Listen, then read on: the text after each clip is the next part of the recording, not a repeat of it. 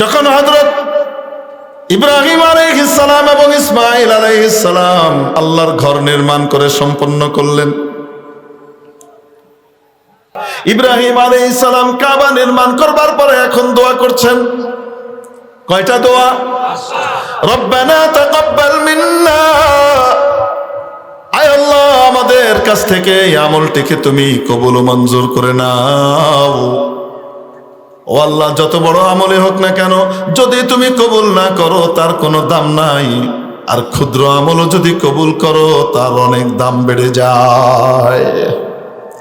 ইন্নাকা আনতাস সামিউল আলিম, আয় আল্লাহ তুমি তো সর্বশ্রোতা সর্বজ্ঞাত রে মাবুদ, দয়া করে আমাদের এই আমলটুকুকে কবুল ও মঞ্জুর করে নাও।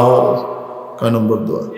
তাহলে বোঝা গেল যে কোনো আমল করে গর্ব করার বিষয় নয়, অহংকার করার বিষয় নয়, বরং আমল যেমনই হোক না কেন ভয় করা উচিত, কবুল না হলে তার কোনো দাম নাই, ঠিক কিনা? এজন্য মাবুদের দরবারে আমল কবুল করানোর জন্য চেষ্টা করা উচিত। আমল কবুল হয় দুই জিনিসের মাধ্যমে, এক হলো আমলের স্ট্রাকচার আর নীতি ঠিক করা, নবীর সুন্নত অনুযায়ী আমলটা হওয়া, নবীর তরিকায় হওয়া। দুই হলো আমলটা শুধু আল্লাহর জন্য হওয়া, অন্য কারোর জন্য না হওয়া। আমলটা কাউকে খুশি করবার জন্য, আল্লাহ ছাড়া কাউকে খুশি করা, কারো প্রশংসা পাওয়া, কাউকে লোক দেখানো আর কি ইত্যাদির জন্য নয়, শুধু কার জন্য হওয়া। তাহলে আল্লাহ আমল কবুল করেন। এই জন্যই বললেন ইন্নাকা আনতাস সামিউল আলিম, কাউকে শোনানো লাগবে না, কাউকে জানানো লাগবে না। মাবুদ তুমি আমাদের আমল জানো, তুমি আমাদের আমল শুনলেই হবে, আর কেউ লাগবে না। আমাদের দোয়াটা কবুল করে নাও মাওলা, তুমি তো শুনো, সবই শুনো, আমারটাও শুনো। কয় নম্বর দোয়া? 2 নম্বর, রব্বানা ওয়াজআলনা মুসলিমাইন লাক, ও আমাদের রব, আমাদের বাপ বেটাকে তোমার অনুগত বানিয়ে দাও, তোমার অনুগত বান্দা বানিয়ে দাও। ওয়া মিন যুররিয়াতিনা উম্মাতাম মুসলিমাতাল লাক, এবং আমাদের বংশে তোমাকে মানে, তোমার জন্য কোরবান হয় এমন একটা জাতি তৈরি করে দাও। 2 নম্বর দোয়া, আমাদের বাপ বেটাকে তোমার অনুগত বানাও, আর আমাদের ঔরসে, আমাদের বংশে একটি মুসলিম জাতি আর উম্মত তৈরি করে দাও। সুবহানাল্লাহ, সুবহানাল্লাহ বলেন না? নবীজি মুহাম্মদুর রাসূলুল্লাহ সাল্লাল্লাহু আলাইহি ওয়াসাল্লামের উম্মতের নাম মুসলমান। আস্তে বলেন। ইহুদিরাও দাবি করে আমরা ইব্রাহিমের উম্মত অনুসারী, কিন্তু তাদের নাম মুসলমান না, মুসলিম না, ইহুদি। খ্রিস্টানরাও দাবি করে আমরা ইব্রাহিমের অনুসারী, কিন্তু তাদের নাম বলেন তো দেখি কি? খ্রিস্টান, নাসরানি, নাসারা, ঠিক কি ঠিক না? একমাত্র নবীজি মুহাম্মদুর রাসূলুল্লাহ সাল্লাল্লাহু আলাইহি ওয়াসাল্লামের উম্মতের নাম মুসলিম উম্মাহ, ঠিক কি ঠিক না? বোঝা গেল এইটাই হলো ইব্রাহিম আলাইহিস সালামের খাঁটি সন্তানদের দল। কারণ রব্বুল আলামিন বলেন মিল্লাতা আবিকুম ইব্রাহিম, তোমাদের বাবা ইব্রাহিমের মত পথ অনুসরণ করো, কারণ হুয়া সাম্মাকুমুল মুসলিমিন। বাপ যেমন দুনিয়াতে তার সন্তানের নাম রাখে, তোমাদের রুহানি আব্বা ইব্রাহিম তোমাদের নাম রেখেছে মুসলমান। তাহলে বোঝা গেল ইব্রাহিম আলাইহিস সালামের প্রকৃত অনুসারী কারা? বর্তমানে ইহুদিরা, খ্রিস্টানরা না মুসলমান? যেই নাম বাবা দিয়েছেন সেই নামটাই আমাদের জন্য প্রযোজ্য হয়েছে। আমরা বলি আমরা মুসলিম উম্মাহ, মুসলমান জাতি, ঠিক কিনা? মেরে মুহতারাম দোস্ত, আজিজ ও বুজুর্গ, 2 নম্বর দোয়ায় নবীজি দোয়া, হযরত ইব্রাহিম আলাইহিস সালাম দোয়া করলেন রব্বানা ওয়াজআলনা মুসলিমাইন লাক ওয়া মিন যুররিয়াতিনা উম্মাতাম মুসলিমাতাল লাক, আর আমাদের বংশে, আমাদের সন্তান সন্তানাদিদের মধ্যে তুমি একটি অনুগত মুসলিম জাতি তৈরি করে দাও। দোয়া করেছিলেন আল্লাহর খলিল, আল্লাহর বন্ধু ইব্রাহিম আলাইহিস সালাম। আর আল্লাহর জবিহুল্লাহ ইব্রাহিম পাশে, ইসমাইল পাশে বসে বসে আমিন আমিন বলে। সুবহানাল্লাহ, দোয়া চলছে।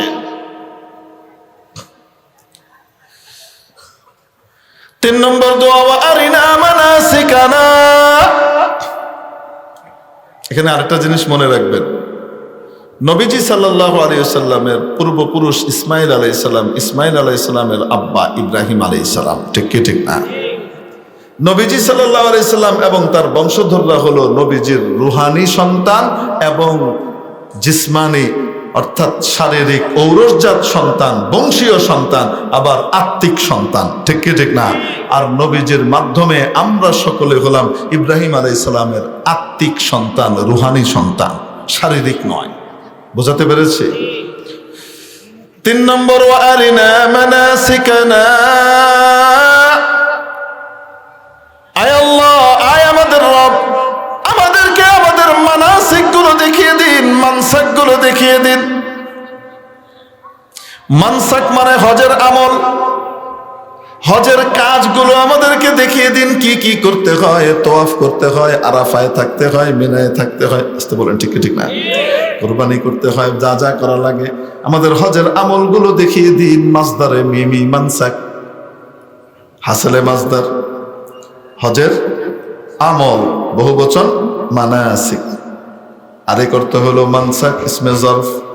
হজের সময়, হজের জায়গা, এই জায়গাগুলো দেখিয়ে দেন। কোন কোন জায়গাতে গেলে হজ করতে, হজে কোন কোন জায়গায় যাওয়া লাগে? কাবা শরীফেও যাওয়া লাগে, হারামেও যাওয়া লাগে, আরাফায়ও যাওয়া লাগে, মিনাতেও যাওয়া লাগে, আসতে বলেন ঠিক কিনা? আমাদেরকে হজের জায়গাগুলো, হজের সময়গুলো, হজের আমলগুলো সবগুলাই মানাসিকের ভিতরে দাখিল। হজের জায়গা, হজের সময়, হজের আমল, আয় আল্লাহ সব জিনিসগুলো আপনি আমাদেরকে দেখিয়ে দেন। কারণ কাবা নির্মাণ পরে রব্বুল আলামিন আদেশ করেছিলেন, আযিন ফিন্নাসি বিল হজ্জ। ও ইব্রাহিম, আযান দাও, আযান দাও, মানুষকে আযান দিয়ে ডাকো। আযান মানে এলান করো, ডাক দাও, হজের জন্য আহ্বান করো, হজের জন্য আহ্বান করো। কে বলছে? আল্লাহ বলেন, যখন হজের জন্য আহ্বান করতে বলছেন, সামনে তো কেউই নাই, 2-4 জন মানুষ ছাড়া, তার পরিবারের 2-4 জন ছাড়া তো কেউ নাই। আর আল্লাহ বলতেছেন, মানুষকে ঘোষণা দাও, হজের ঘোষণা দাও। হাদিস শরীফের মধ্যে আসে, ইয়া আল্লাহ, আমার ঘোষণা কে শুনবে? কেউই তো নাই। তোমার দায়িত্ব ঘোষণা দেওয়া, জায়গা মতো পৌঁছানো, সেই ঘোষণা আমার দায়িত্ব। আল্লাহ তাআলা হযরত ইব্রাহিম আলাইহিস সালামের এই ঘোষণার আওয়াজ রূহ জগৎ পর্যন্ত পৌঁছিয়ে দিলেন। সুবহানাল্লাহ। ওই রূহ জগতে ওই ডাক শুনবার পরে যে যতবার লাব্বাইক বলেছে, আল্লাহ দুনিয়াতে তাকে ততবার হজের তৌফিক দান করবেন। ইয়াতুকা রিজালান ওয়া আলা কুল্লি দামিরিন ইয়াতিনা মিন কুল্লি ফাজ্জিন আমীক। তারা হেঁটে আসবে, উঠে চড়ে আসবে, বাহনে চড়ে আসবে, চারিদিক থেকে ছুটে আসবে হজ করবার জন্যে। কত হাজার বছর পার হয়ে গেছে, ইব্রাহিম চলে গেছেন, আজও মানুষের দিলে হজের জন্য পাগল পারা ভাব তৈরি হয়, ঠিক কিনা? হযরত ইব্রাহিম আলাইহিস সালাম আল্লাহ রাব্বুল আলামিনের কাছে ঘোষণা করলেন, আল্লাহর আদেশ অনুযায়ী ঘোষণা করলেন।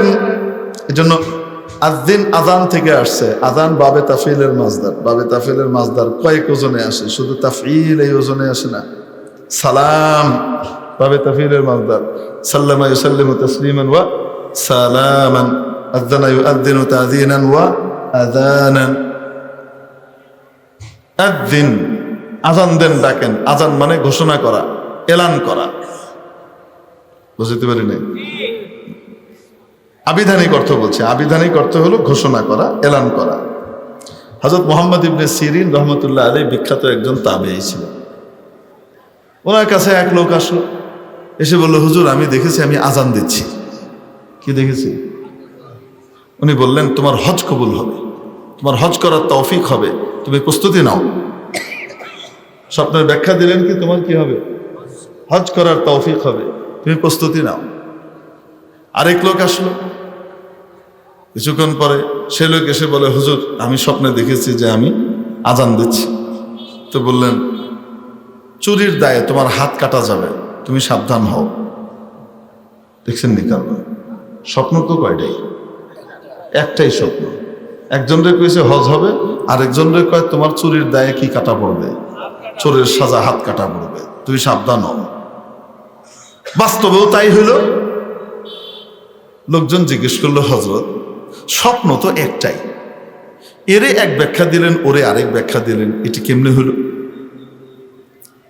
হযরত মুহাম্মদ ইবনে সিরিন রহমতুল্লাহ আলাইহি বললেন, দেখো, প্রথম ব্যক্তি যখন এসেছে আর সে আজান দিতে দেখেছে, তখন আমার কোরআনের আয়াত মনে পড়েছে, কারণ লোকটা নেককার ছিল, পরহেজগার ছিল, দিনদার ছিল। তো সাথে সাথে আমার কোরআনের আয়াত মনে পড়েছে, আযযিন ফিন নাসি বিল হজ্জ, যে আল্লাহ তাআলা আদেশ করেছিলেন কাকে? হযরত ইব্রাহিমকে, আপনি আজান দেন মানুষকে হজে আসার জন্য। এজন্য এই আজানের ব্যাখ্যা আমি হজ দিয়ে করেছি, আল্লাহ তাকে হজ নসিব করেছেন। আর দ্বিতীয় ব্যক্তির চেহারা দেখে, তার আচার আচরণ দেখে, তার দিল দেখে বুঝতে পারলাম এই লোক ভালো না, 2 নম্বর টাইপের। অতএব তার ক্ষেত্রে এই ব্যাখ্যা ফিট হবে না, তার ক্ষেত্রে আরেক ব্যাখ্যা কোরআনের আরেক জায়গাতে আছে, সূরা ইউসুফে, ফাআযানা মুআযযিনুন আইয়াতুহাল ঈদ ইন্নাকুম লাসারিকুন। হযরত ইউসুফ আলাইহিস সালাম যখন নাকি বেনিয়ামিনকে নিয়ে আসলেন, মনে নাই? বেনিয়ামিনকে নিয়ে আসলেন, নিজের ভাইকে এনে নিজের কাছে রাখলেন, রেখে তারপরে তাকে ছাড়তে চাচ্ছেন না। এখন রাখবেন কিভাবে? একটা সিস্টেম তো করা লাগবে। আর অন্য ভাইদেরকে বলতেও চাচ্ছেন না যে আমি তোমাদের সেই ভাই ইউসুফ, যাকে তোমরা কুয়ায় ফেলেছিলা। আল্লাহ আমাকে কুয়া থেকে মন্ত্রীর বাড়ি, মন্ত্রীর বাড়ি থেকে জেলখানা, জেলখানা থেকে বাদশা বানাইছেন। সুবহানাল্লাহ কইলেন না? যদি ইউসুফ কুয়ায় না যেতেন, মিশরের মন্ত্রীর বাড়িতে জায়গা পেতেন না, ঠিক কিনা? জেলখানায় না গেলে বাদশার সাথে ডাইরেক্ট সম্পর্কিত হয়ে কখনোই বাদশা হতে পারতেন না। এজন্য আপদ বিপদ বালা মুসিবত যাই আসে, ওই সময় কি করণীয়? সবর করা, আল্লাহর হুকুমের উপরে জমে থাকা, ঠিক কি ঠিক না? বিপদ আপদ আসলে আল্লাহর হুকুম ছেড়ে দিলাম। আগে নামাজ পড়তাম না, এখন নামাজ শুরু করে দিয়েছি। তারপরে দেখলাম নামাজ শুরু করার পরে ব্যবসায় ধস নেমেছে। এখন বলতে লাগলো, যখন নামাজ পড়তাম না তখনই ভালো ছিল, অনেক টাকা পয়সা আসছে ব্যবসায়, এখন নামাজ পড়া শুরু করছি, যেহেতু ব্যবসায় ধস নামছে, আর নামাজ পড়ুন না, যা গেলাম গাফিল। ঠিক কি ঠিক না? ইয়াল্লাহ, আগে নামাজ রোজা করতাম না, কিছুই হলো না, এখন নামাজ রোজা শুরু করছি কতদিন ধরে, এখন তুমি আমার পোলাটারে নিয়ে গেলা, আর কারো পোলা তোমার নজরে পড়লো না, নামাজ রোজা করবোই না, এই কথা বলে ছেড়ে দিল। তাহলে বলেন, দুঃখ পাবার পরে পাশ করেছে না ফেল? অপরদিকে আরেকজন যত বিপদ আসে ততই বলে, আমার আল্লাহ যদি আমার এই অবস্থার উপরে খুশি থাকেন, আমিও খুশি। আমার আল্লাহর পক্ষ থেকে বিপদ এসেছে, আমার আল্লাহ যা করেন ভালোর জন্য করেন। যে বিপদটা দিয়েছেন, এই বিপদের মাধ্যমেও আমার জন্য কল্যাণের ফয়সালা, ঠিক কিনা? এটা সে মনে করে আল্লাহ যা করে ভালোর জন্য করে। আমার কাজ হলো আল্লাহর হুকুম আরো বেশি করে পালন করা, আল্লাহকে আরো বেশি খুশি করা। আমার গুনাহ মাফ হইতেছে, আমার গুনাহের কারণে বিপদ এসেছে, অতএব আমি আল্লাহর কাছে আরো বেশি যাই। এই লোক পাস। বুঝাইতে পারি নাই? হযরত ইউসুফ আলাইহিস সালাম বাবার বড় প্রিয় পাত্র ছিলেন, স্নেহের পাত্র ছিলেন। হযরত ইয়াকুব হযরত ইউসুফকে আলাদাভাবে একটু বেশি ভালোবাসতেন, শুধু সৌন্দর্যের কারণে নয়।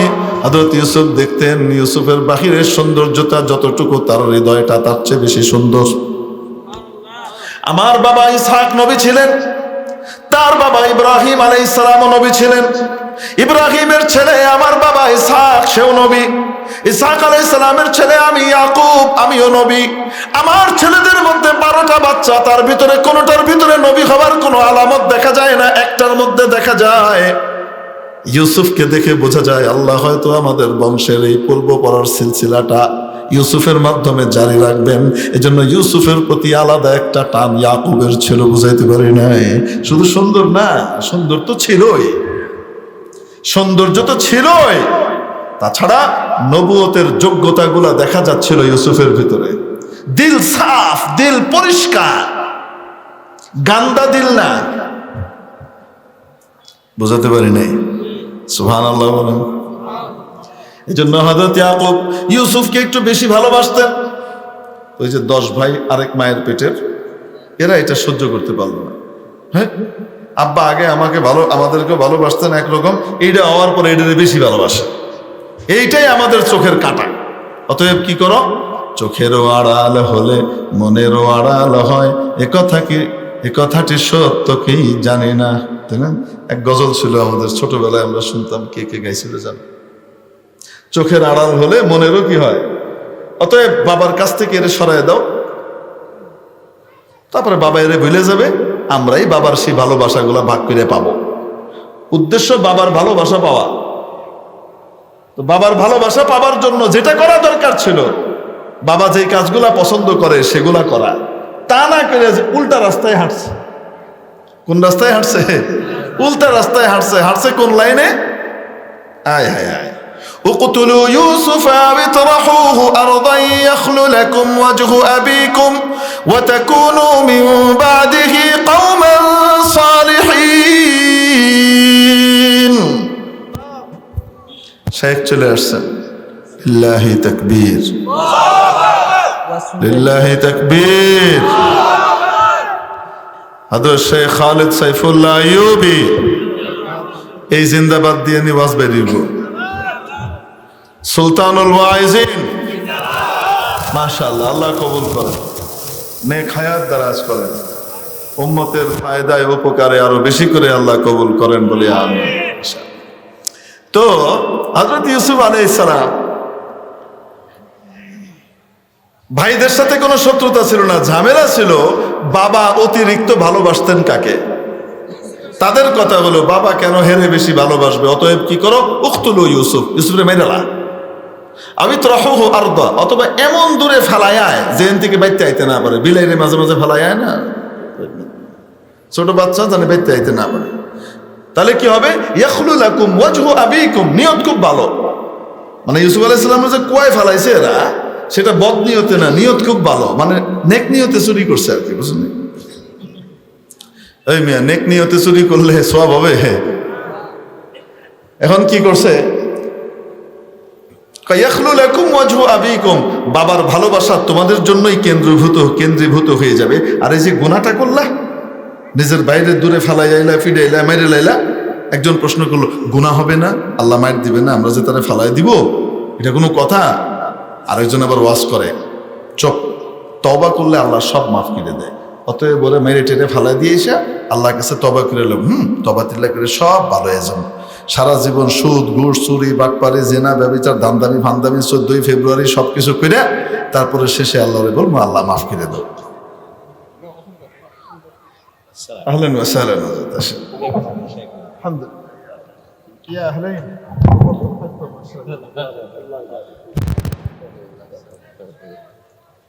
কখন তো আমি দাঁড়াই এটাকে উঠাই দাও।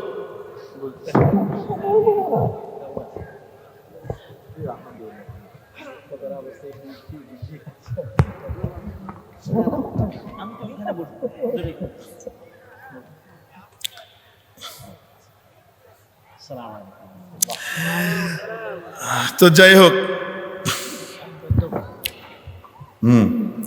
তো এখন কি বলতেছে যে কুয়ায় ফালায় দে অথবা মাইরালা, কোনো অসুবিধা নাই, আল্লাহ গুনাহ দিবে না।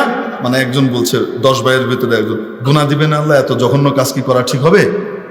আপন ভাই মেরে ফেলা কত জঘন্য কাজ, কোনো অসুবিধা নেই। তাকুনু মিন বাদিহি কওমান সালিহিন, এরপরে নেক কাজ করে হজ করে আয়া একদম পুরা পরেজগার হয়ে যাবে। সৌচু হে মারকে বিল্লি চালি হজ কো, বুঝতে পারছেন? ওয়াগাহে পেন্দারাদা তারিকে রায় খাহাদা মুরজিদানাস আখির খুদায়।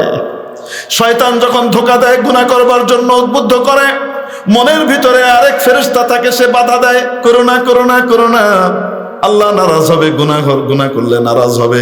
শয়তান এসে নফসকে পট্টি পড়ায়, তুই তওবা করলে আল্লাহ মাফ করে দিবে। শুভঙ্করের ফাঁকি হলো এটা, গুনাহটা করার পরে তওবা করার সুযোগ পাওয়া যাবে না, তার আগেই আজরাইল এসে পড়বে। এরকম কোন চুক্তি তো আজরাইলের সাথে হয় নাই, ঠিক কিনা? শয়তান ধোঁকা দেয় এইভাবে। তো ইউসুফ আলাইহিস সালামকে কোথায় ফেলে দিল বলেন? কুয়ার ভিতরে ফেলে দিল। তারপরে ওখান থেকে একদল লোক এসে উঠাইলো, ভাইরা ওই লোকদের কাছে বিক্রি করে দিল। তারা তাকে নিয়ে মিশরের দাসের বাজারে উঠাইলো। সেখান থেকে আজিজে মিশরের প্রধানমন্ত্রী, খাদ্যমন্ত্রী, উনি কিনে নিয়ে চলে গেলেন নিজের বাড়িতে। সন্তানের মর্যাদায় লালন পালন করতে লাগলেন। তারপরে আবার কারবার ঘটে গেল।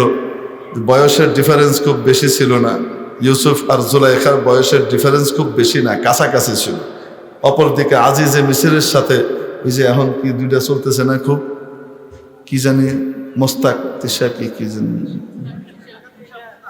60-20 চলতেছে না, এরম আর কি ডিফারেন্স ছিল, বুঝেন নাই? কিন্তু মানে হইসা আছে ধরি বিয়া করে লই আইছে, বুঝছেন?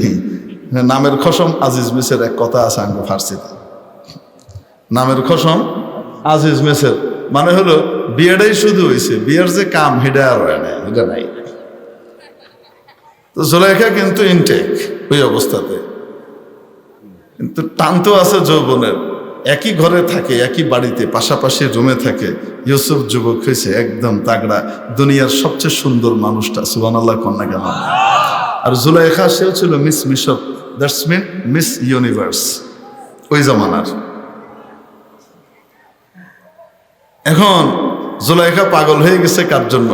হযরত ইউসুফ আলাইহিস সালামের জন্য। হযরত ইউসুফ আলাইহিস সালামের মন যতই টানুক, আল্লাহর জন্য কোনো দিকেই মন কি করেন না, দেন না। জুলাইখা পাগল হয়ে গেল, একবার আর সহ্য করতে পারলো না, ব্রেক ফেল করলো। বিভিন্ন সময় আকার ইঙ্গিতে বলে, সম্ভ্রান্ত তো আকার ইঙ্গিতে বলে, বিভিন্ন আকারে বোঝায় যে আমি তোমার জন্য পাগল হয়ে গেছি। ইউসুফ আলাইহিস সালাম বুঝেও না বোঝার ভান করেন, বুঝেন, সারাফতের ব্যবসা। একবার আর পাগল হয়ে আর আটকাইতে পারে নাই, ব্রেক ফেল করছে একবার। ইউসুফ আলাইহিস সালাম দৌড় দিয়েছেন, জুলাইখার প্রস্তাবে সাড়া দেন নাই। জুলাইখা জানতো যে দৌড় দিতে পারে, এই জন্য 7টা দরজা তালা মেরে বন্ধ করে আইছে। ইউসুফ আলাইহিস সালাম দৌড় দিয়ে এক এক দরজার কাছে গিয়ে ধাক্কা দেন, তালা খুলে পড়ে যায়। এইভাবে বের হতে হতে একেবারে শেষ দরজা দিয়ে যখন বের হয়েছে, ঘটনাচক্রে অফিস টাইমে যখন কখনো আজিজ মিসর মন্ত্রী মহোদয় বাড়িতে আসে না, এই আনটাইমে উনি এসে উপস্থিত। হঠাৎ واستبق الباب وقدت قميصه من دبر وألف يا سيدها لدى الباب। দুজনে মিলে সামনে গিয়ে দেখে জুলাইখার স্বামী আজিজ মিসর দাঁড়িয়ে আছে। জুলাইখার মহব্বত নগদে পল্টি। এতক্ষণ কইছে, ইউসুফ তোমার ছাড়া বাঁচবো না আমি, তুমি যদি একটু আমার দিকে না তাকো আমি মরে যাবো, আমি আত্মহত্যা করবো, আমি সুইসাইড করবো, আমি বাড়ির উপর থেকে ঝাঁপ দিব, আমি গলায় দড়ি দিব, আমি পানিতে ডুবে মরবো, লাভ দিব।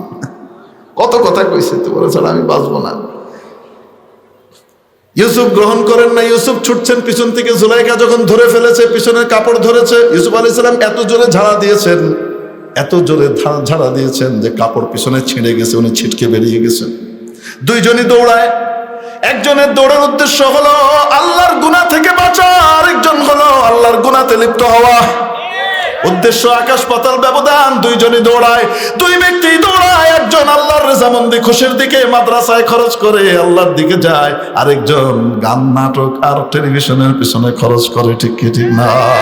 দুইজনেরই খরচ, একজনের খরচ জান্নাতে নেয়, আরেকজনের খরচ জাহান্নামে নেয়। আসতে বলেন, বুঝাইতে পারি নেই মনে হয়, দুনিয়াতে একই। এখন যখন নাকি সামনে ধরা পড়ছে, চুলতো উষ্টো খুশকে, এতক্ষণ তো মেকআপ টেকআপ করে সব রেডিমেডি করে একদম সেজে মিজে আইছিল না।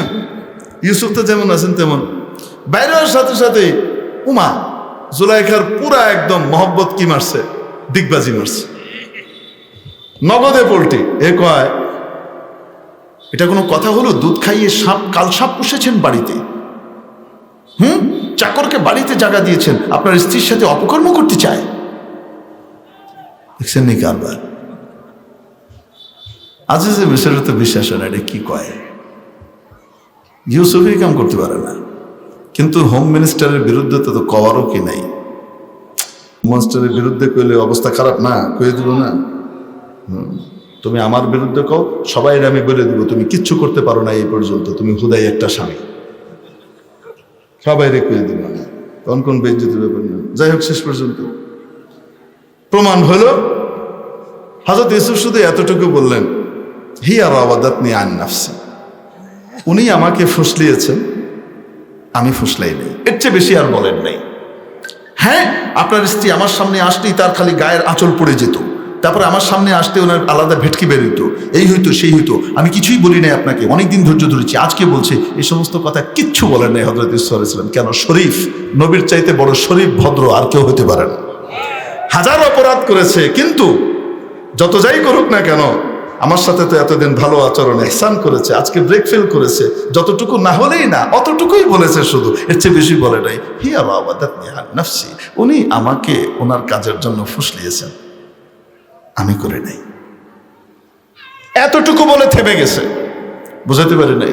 সারাফত ওলামায়ে উম্মতকেও, ওলামায়ে উম্মত হলো নবীদের ওয়ারিস, এক নবীর ওয়ারিস না, সমস্ত নবীর ভিতরে যে ভালো গুণগুলো আছে সেগুলো এই উম্মতের ওলামায়ে ইকরাম ধারণ করবে। এজন্যই ওয়ারাসাতুল আম্বিয়া, এজন্যই নবীর ওয়ারিসদের মর্যাদা গোটা উম্মতের ভিতরে সবচেয়ে বেশি বাবার মর্যাদায়, ঠিক কি ঠিক না? চুপ করে রয়েছে, কিছু বলেন নাই। তারপর যাই হোক, একজন কইল, আজিজে মিসর আপনি তো জানেন যে অবস্থা, মামলার আলামত দেখেন না, কাপড় যদি সামনে ছেঁড়া হয় তাহলে বোঝা যাবে যে ইউসুফ করতে গেছিল আর খামসি টামসি খাইছে, আর যদি পিছনে ছেঁড়া হয় তাহলে বুঝতে হবে ইউসুফের দাবি ঠিক, ইউসুফ পালাইতেছিল, হে ধাওয়া করতেছিল। দেখা গেল পিছনে কাপড় ছেঁড়া। এখন বললেন, এই জুলাইখা, ইস্তাগফিরি লিযামবিক, তোমার গুনার জন্য কি করো তুমি? তওবা করো। ইউসুফ আরিদ আন হাযা, ইউসুফ এটাকে ইগনোর করো, ব্যাস ব্যাস, থাক, কিছু বলো না। বুঝেন নাই মনে হয়? কাম শেষ। তারপরে এখন জুলাইখার গা জ্বলে, কিচিড় মিচিড় জ্বলতেছে। তুমি যদি ওকে জেলে না পাঠাও তাহলে আমি সবার কাছে তোমার ভিতরের সব কয়ে দিব। বাধ্য হয়ে তারপরে মিথ্যা মামলা দিয়ে কই পাঠাইছে? জেলে পাঠাইছে। বুঝেন নাই মনে হয়? জেল থেকে আল্লাহ বাইর করে আইনা ডাইরেক্ট বাদশার উপদেষ্টা, তারপরে বাদশাহ। সুবহানাল্লাহ কইেন না? এই জন্য অপবাদের কালিমা গায়ে নিয়ে কেউ যদি জেলখানায় যায় সে সুন্নতে ইউসুফি আদায় করে। অপবাদ দিলেই মানুষ বিশ্বাস করে না, ঠিক কি ঠিক না? সময় মতো কিন্তু ইনশাল্লাহ বেরিয়ে এসা অন্য কিছুও ঘটতে পারে। অতএব এক মাঘে শীত যায় না। আল্লাহ আমাদেরকে বুঝবার তৌফিক দান করেন, বলি আমিন। লাউলা ইসমি'তুমুহু কুলতুম মা ইয়াকুনু লানা আন নাতাকাল্লামা বিহাযা সুবহানাকা হাযা বুহতানুন আযীম। কোন আহলে ইলমের উপরে, কোন মুমিন বান্দার উপরে যখন কোন অপবাদ আসে, দলিল প্রমাণ যদি না দেওয়া হয়, শুধু অভিযোগ থাকে, যতই বড় অপবাদ আসুক না কেন, কালিমা লেপন চরিত্রে করেছে। রব্বুল আলামিন উম্মতকে শিখিয়েছেন। আম্মা জান আয়েশার উপরে যখন অপবাদ দেওয়া হয়েছিল, হয় নাই মনে হয়? হায় হায় হায়, এই অপবাদের ভিতরে নবীর ঘরের মানুষও জড়িত হয়ে গেছিলেন না জেনে। নবীর আপন শালী হামনা বিনতে জাহাশ রাদিয়াল্লাহু তাআলা আনহা, নবীজির সভাকবি, যাকে নবীজি নিজের সভাকবি হিসেবে প্রতিষ্ঠিত করেছেন, হযরত হাসান ইবনে সাবিত রাদিয়াল্লাহু তাআলা আনহুর মতো মহান ব্যক্তিত্ব, নবীজির ভালোবাসায়, কার ভালোবাসায়? আরে নবীজির ভালোবাসায় হযরত আয়েশার বিরুদ্ধে যে অপবাদ আরোপিত হয়েছে, সেই অপবাদকে বিশ্বাস করেছে এবং মানুষকে বলেছেন, কেন নবীর সাথে এরকম 2 নম্বর লোক থাকবে? হইতে পারে না। বুঝেন নাই মনে হয়? আরে আগে তো প্রমাণ হইতে হবে যে 2 নম্বর। বুঝেন নাই? এজন্য রব্বুল আলামিন আয়াত নাযিল করে বললেন, আরে যখন নাকি এই অপবাদ আসলো, এই পচা জিনিস মানুষের কাছে আসলো, কেন তারা যান্নাল মুমিনুনা বিআনফুসিহিম খায়রা, মুমিনরা নিজেদের ঈমানদারদের ব্যাপারে কেন ভালো ধারণা করলো না? কেন ভালো ধারণা করলো না? কে বলেন? ওয়াকালু হাযা ইফকুম মুবিন, তারা কেন বললো না এটা সম্পূর্ণ একদম স্পষ্ট অপবাদ? ওয়ালাউলা ইজ সামি'তুমুহু কুলতুম, যখন তোমরা এই অপবাদ শুনলা, কেন তোমরা এই কথা বললে না? মা ইয়াকুনু লানা আন নাতাকাল্লামা বিহাযা, যতক্ষণ পর্যন্ত দলিল প্রমাণ দিয়ে প্রমাণিত না হয় ততক্ষণ পর্যন্ত আমাদের জন্য মুখ খোলার কোনো সুযোগ নাই। ওয়েট এন্ড সি, আমরা দেখতে পারি, হয় ভালো ধারণা করব, যদি তা না করতে পারি কমপক্ষে মুখ বন্ধ রাখতে হবে যতক্ষণ প্রমাণিত না হয়। সুবহানাকা হাযা বুহতানুন আযীম, সুবহানাল্লাহ, এটা তো একটা বড় বুহতান এবং তুহমত আর অপবাদ। কেন বললো না মুমিনরা? আল্লাহ তাআলা আম্মাজান আয়েশা সিদ্দিকা রাদিয়াল্লাহু তাআলা আনহার উপর দিয়ে এত বিশাল এক পাহাড় নিয়ে গেছেন। আই হায় হায় হায়, কেন? গোটা উম্মতকে শেখানোর জন্য, আমাকে শেখানোর জন্য, আপনাকে শেখানোর জন্য। এরকম হলে উম্মতকে কি করতে হবে? অপবাদ একজন দিয়ে দিল, নিজের স্ত্রীর সাথে কারো ধর্ষণ হয়, নিজের স্ত্রীর সাথে সম্পর্ক, এটা ধর্ষণ। আল্লাহ হেফাজত করে বলি আমিন। এগুলো ভালো জিনিস না, এগুলো ভালো জিনিস না। দ্রুত সময়ের ভিতরে আল্লাহওয়ালা আলেম ওলামাকে মুক্তি দেন। আল্লাহ আপনাদেরকেও হয়তো মুক্তি দিয়ে দিবেন। যদি মুক্তি না দেন, আলামত বেশি ভালো না, আলামত বেশি ভালো না। নবীর ওয়ারিসকে জেলখানায় রেখে নর্তকীদেরকে ছেড়ে দেন জামিন দিয়ে, গজব নাজিল হবে। যাই হোক মেরে মুহতারাম দোস্ত, ছেড়ে দিচ্ছি। তো হযরত ইউসুফ আলাইহিস সালাম যখন জেলখানায় অপবাদ নিয়ে গেলেন, তারপরে বেরিয়ে এসে কি হয়ে গেলেন? বাদশাহ হয়ে গেলেন। বাদশাহ হওয়ার পরে এলাকায় দুর্ভিক্ষ দেখা দিল। রিলিফে মাল দিচ্ছেন উনি, অল্প দামে জিনিস দেন, নিজে তদারকি করেন। ওই 10 ভাই আসছে, যে 10 ভাই কুয়ায় ফেলেছিল, তাদেরকে দিয়ে দিছেন। শাহী মেহমানদারি করছেন। ফাআরাফাহুম ওয়া হুম লাহু মুনকিরুন। উনি দেখার সাথে সাথে চিনে ফেলছেন, ওরা চিনতে পারে নাই ইউসুফকে। তারপরে বলে দিছেন, নিজের মায়ের পেটের আরেকটা ভাই আছে না, বিনিয়ামিন, বলছেন আপনাদের আরো ভাইটাই আছে নাকি? হ্যাঁ, আমাদের আরেকটা ভাই আছে। আর 2 ভাই ছিল, এক ভাইকে বাঘে খেয়ে ফেলেছে। হযরত ইউসুফ আলাইহিস সালাম এতদিনে জানলেন যে বাঘের কাছে গিয়ে কি কইছে, কি খেয়ে ফেলাইছে। বাঘে যারে খাইছে সে বইয়ে এখন কি করে, বুঝেন নাই মনে হয়। যাই হোক, শেষ পর্যন্ত দিলেন। বললেন ওই ভাইকে নিয়ে আসবেন, যদি না আসেন তাহলে কিন্তু ফালা কাইলা লাকুম ইনদি ওয়ালা তাকরাবুন, আমার এখান থেকে কোনো রিলিফ পাবেন না, কাছেও আসেন না কিন্তু। যাই হোক, এরা গিয়ে বাপের কাছ থেকে দূরে মিরে বেনিয়ামিনকে নিয়ে আসছে। হযরত বেনিয়ামিনকে আনার পরে ঘরে নিয়ে প্রত্যেককে আলাদা আলাদা শাহী দাঁচা দিচ্ছেন। হযরত ইউসুফ আলাইহিস সালাম আলাদা আলাদা মেহমানদারের জন্য রুম দিচ্ছেন। বেনিয়ামিনকেও আলাদা রুম দিয়ে ওখান থেকে পিছন দিয়ে নিজের ঘরে লয়ে এসে আইনা সুখ দুঃখের কথা, বাবা মার কথা শুনলেন। খুব 2 ভাইয়ের ভিতরে কান্নাকাটি হইল, জড়াজড়ি করে। এখন ভাইকে তো রেখে দিতে মন চায়, যাইতে দিবার তো মন চায় না। রাখবে কেমনে? রাখার জন্য হযরত ইউসুফ আলাইহিস সালাম একটা কি করলেন, কৌশল করলেন। সেই কৌশল হলো, বলে দিলেন ভাই তোমারে কিন্তু একটা সিস্টেম করব, তুমি কিন্তু মন খারাপ করো না। কি সিস্টেম? তুমি চোর হবা। আর কেনানের রীতি অনুযায়ী চোর ধরা পড়লে যার মাল সে তার মাল হয়ে যাবে। বুঝতে পারছেন? যার মাল চুরি করছে চোর তার হয়ে যাবে। এটা হলো কেনানের আইন, মিশরের আইন না। যেহেতু উনি মিশরেরও আইন জানেন, কেনানেরও আইন জানেন, এজন্য কেনানের আইন দিয়ে এদেরকে ধরবেন। তো বলে দিছেন, শোনো সবাইকে তো বস্তা দিবা, আমার যে বিশেষ পান পাত্র আছে যেটা দিয়ে পানি খাই, বাদশার পান পাত্র, এটা বেনিয়ামিনের ব্যাগে বেঁধে দিবা।